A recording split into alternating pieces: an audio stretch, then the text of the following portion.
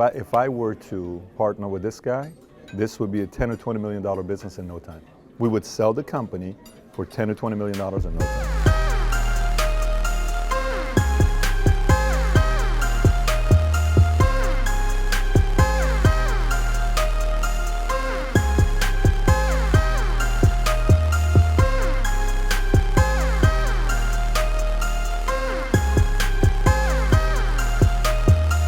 I know that you like, colorful cars, right? I'm not gonna do silver, gray, or white. Okay, then I would say you do black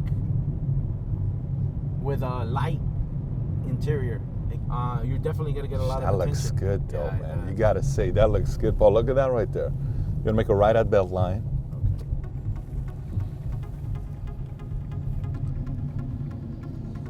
Okay, so maybe this is next. So there's two things, and when I was talking to you, I remember vividly what we talked about.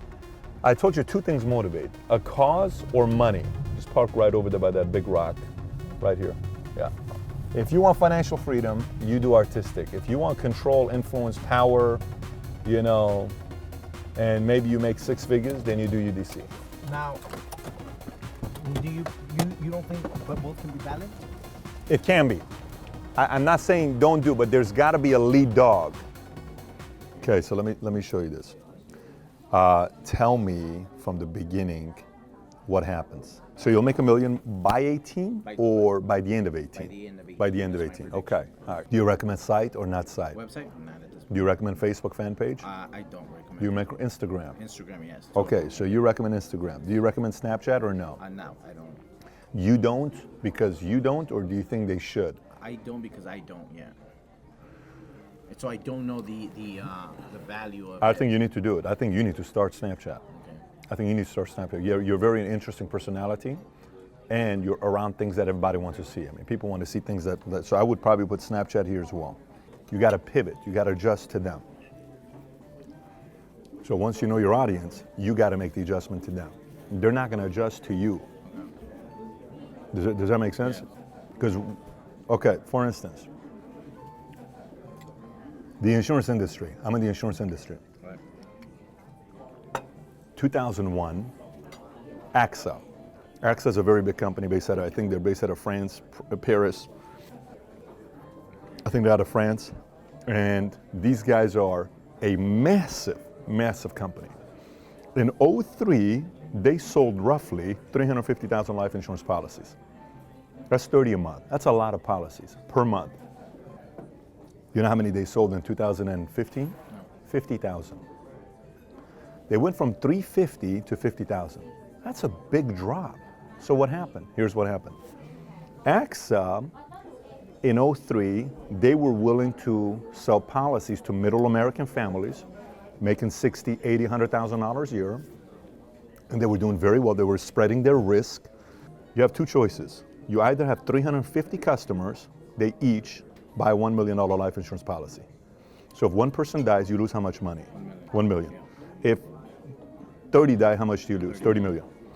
Or you can spread your 350 million and get 3,500 customers, average $100,000 per policies. 3,500. Which one do you want? The 3,500. Why is that? Because it's so spread out that the odds. Of course, so if 36 people die, how much money did you lose? $3.6 million, because it's $100,000. So, okay. Sorry. So, but they adjusted. So AXA said, no, we're going to go out there and get these bigger insurance. What if we get these clients to buy $50 million and $5 million and $3 million? And we just go after these guys. And they did. So when did they do that?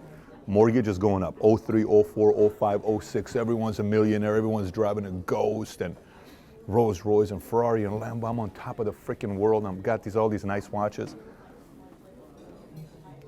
08 comes. What happens 08?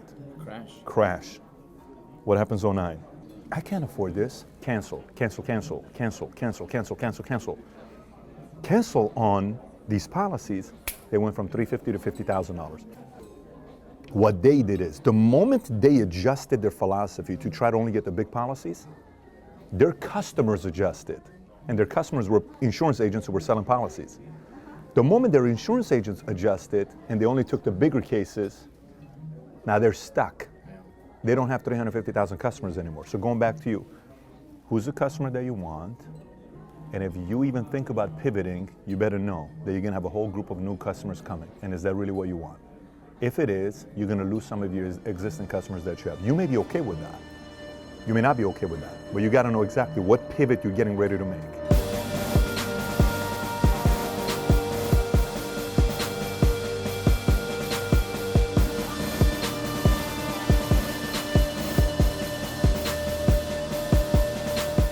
It's that time again to look at some new properties. Maybe like this house. We're looking at this one right now. Next. It's about 15, 16,000 square feet, 4 stories. Let's go check this out.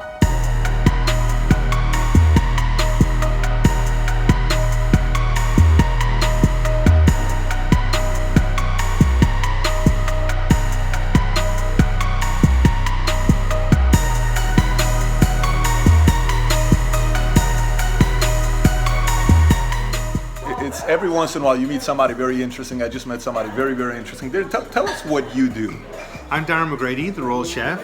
I cooked for 5 US presidents, Reagan, Clinton, Ford, both Presidents Bush.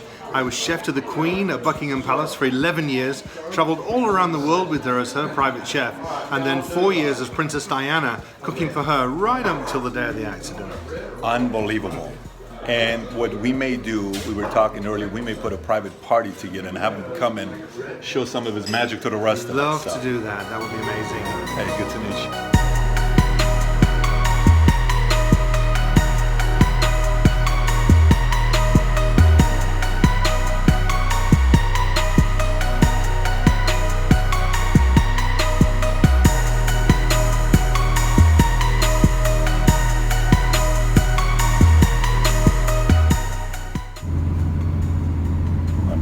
Checking out the little Ferrari back there.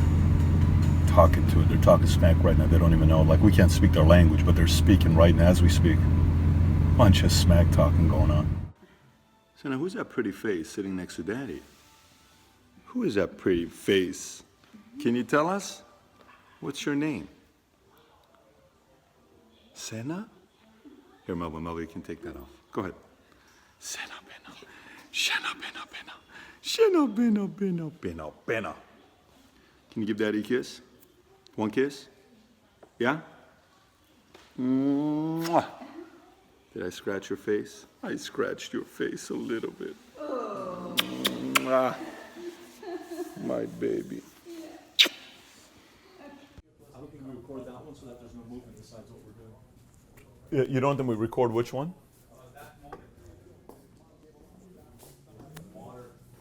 Okay.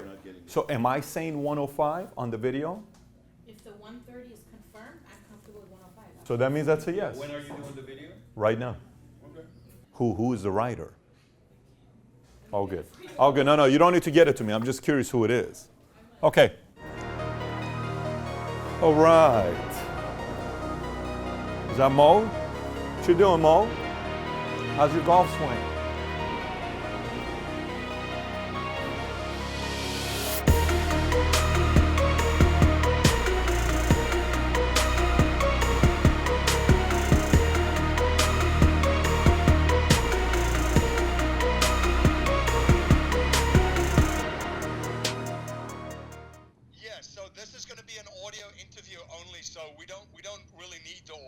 Then we're good to go. As long as that's what it is, then we're good.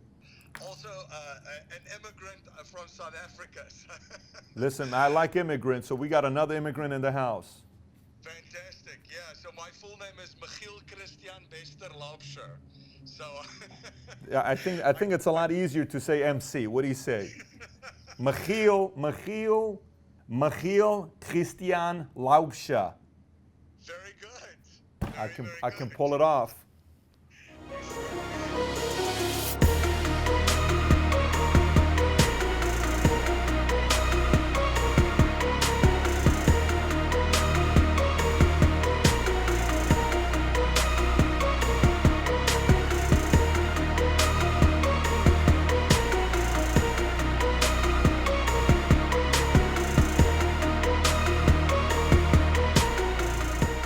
That night at midnight, I get a phone call. I get a phone call from a friend of mine named Kogan Alaverdian. And Kogan is a guy who's a very good friend of mine, and he calls me. I said, Kogan, you realize it's midnight in Kentucky. Why are you calling me at this time? He says, man, I'm just checking on you. I said, yeah, but it's midnight. He says, well, I just got word that you're thinking about re-enlisting in the Army. I said, of course I am. My dad's excited. Everyone's excited. I got everything I asked for. He said, I think it's the biggest mistake of your life you're making. I said, what do you mean? He says, you're making a mistake. I said, why am I making a mistake? He said, just give me 1 hour. So he spends 1 hour with me. He says, Pat, you need to get out. You know, you've already done your time for America. You don't need to do anything anymore. You've already served. Why do you need to do 20 years? I think you would do so well in business. You would do so well in, you know, all this stuff. He spent 1 hour pouring into me. He spent 1 hour telling me how much he believed in me, okay? Now you gotta realize, I grew up in a Middle Eastern family. This is not something that's very typical. 1 hour, this guy tells me that I can make it if I get out of the Army. And guess what happened that night? I didn't go to sleep. I woke up in the morning, I went to my Colonel Peacocks, one of my favorite leaders of all time that I worked under. And I told him, I said, yeah, I know you're gonna be disappointed, but I have to make a decision. I gotta get out of the Army, and I gotta go figure my life out. So I get out, okay? I get out of the Army, and I start doing everything. And if you would have told me I was gonna go from zero to a net worth of $100 million at 38 years old, I would have never believed it.